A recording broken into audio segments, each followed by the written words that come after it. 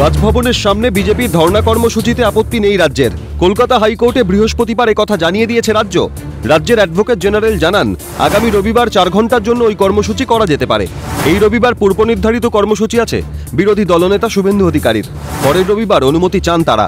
সরকারি আইনজীবী জানান, তাকে আবার জেনে আসতে হবে। এ পর্যন্ত সব ঠিকই আছে, কিন্তু গোল বেঁধেছে অন্যত্র। গত বছর অক্টোবর মাসে রাজভবনের সামনে 5 দিন ধরে তৃণমূলের ধর্ণা চলেছিল। রাজভবনের সামনে সেই ধর্ণা নেতৃত্বে ছিলেন অভিষেক বন্দ্যোপাধ্যায়। কিন্তু এবার রাজভবনের সামনে ধর্ণার জন্য আবেদন করেও পুলিশের কাছ থেকে অনুমতি পাননি শুভেন্দু অধিকারী। তারপর যান মামলায়। আদালতে অ্যাডভোকেট জেনারেলের যুক্তি ছিল, রাজভবনের সামনে জারি 144 ধারা, তাই অনুমতি নয়। তখন শুভেন্দু অধিকারীর আইনজীবীর প্রশ্ন, তাহলে কিভাবে অনুমতি পেয়েছিলেন অভিষেক বন্দ্যোপাধ্যায়? একই প্রশ্ন ছিল বিচারপতি অমৃতা সিনহারও।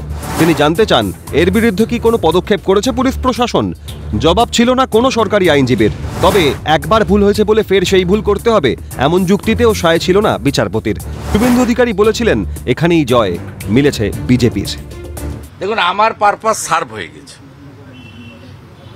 মহান ভাইপো যে বেআইনি ধর্ণা দিয়েছিলেন, সেটা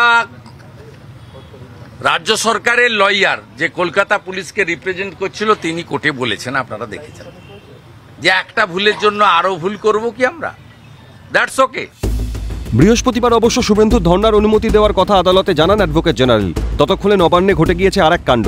হকার প্রসঙ্গ নিয়ে বৈঠকে মুখ্যমন্ত্রী বলে দেন, রাজভবনের সামনে যখন হয়েছিল অভিষেকের ধর্ণা, তখন নাকি সেখানে জারি ছিল না 144 ধারা। অভিষেকের একবার রাজভবনের সামনে ধর্ণা দিয়েছিল, সেটা তখন 144 ছিল না, নর্থ গেটে যেটা করেছিল। আদালতে ওঠে ওই প্রসঙ্গ। অস্বস্তিতে পড়ে যান অ্যাডভোকেট জেনারেল, কিন্তু তার কথাতেই ভরসা রাখতে বলেন বিচারপতি।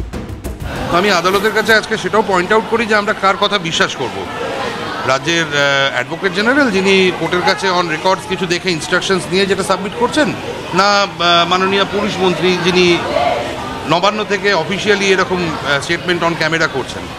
তো আদালত শুনে সেটা মাননীয় অ্যাডভোকেট জেনারেলকে জিজ্ঞেস করবেন ভেবেও তারপরে দেখেন যে সিচুয়েশনটা এম্বারেসিং হচ্ছেন, তখন আদালত মন্তব্য করেন হচ্ছে যে মনে হয় যে অ্যাডভোকেট জেনারেলের বক্তব্যের ওপরেই বিশ্বাস রাখা বা ভরসা রাখাটা বেটার হবে। কিন্তু প্রশ্ন হলো, কে ঠিক, অ্যাডভোকেট জেনারেল নাকি মুখ্যমন্ত্রী?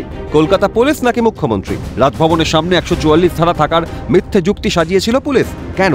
শুভেন্দু অধিকারী বিরোধী দলনেতা বলে, নাকি পুলিশই ঠিক?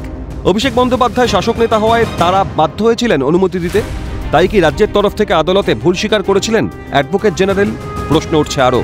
নবান্নের সোমবারের বৈঠক, বৃহস্পতিবারের বৈঠকে মুখ্যমন্ত্রীর নানা প্রশ্নে গাল পেরেছেন দলের নেতা, মন্ত্রী, পুরপ্রধান, এমনকি পুলিশ প্রশাসনের কর্তাদেরও। তবে কি গোটা প্রশাসনের সঙ্গে কোনো সমন্বয় নেই মুখ্যমন্ত্রীর? নবান্নের সঙ্গে সমন্বয় নেই কলকাতা পুলিশের? নবান্নের সঙ্গে সমন্বয় নেই সরকারি কৌশলীদেরও? তবে কিভাবে চলছে রাজ্যটা? রাজভবনের সামনে ধর্ণা নিয়ে নবান্নে বসে মুখ্যমন্ত্রীর বলা কথা যেন উস্কে দিল এসব প্রশ্ন। ক্যালকাটা নিউজ।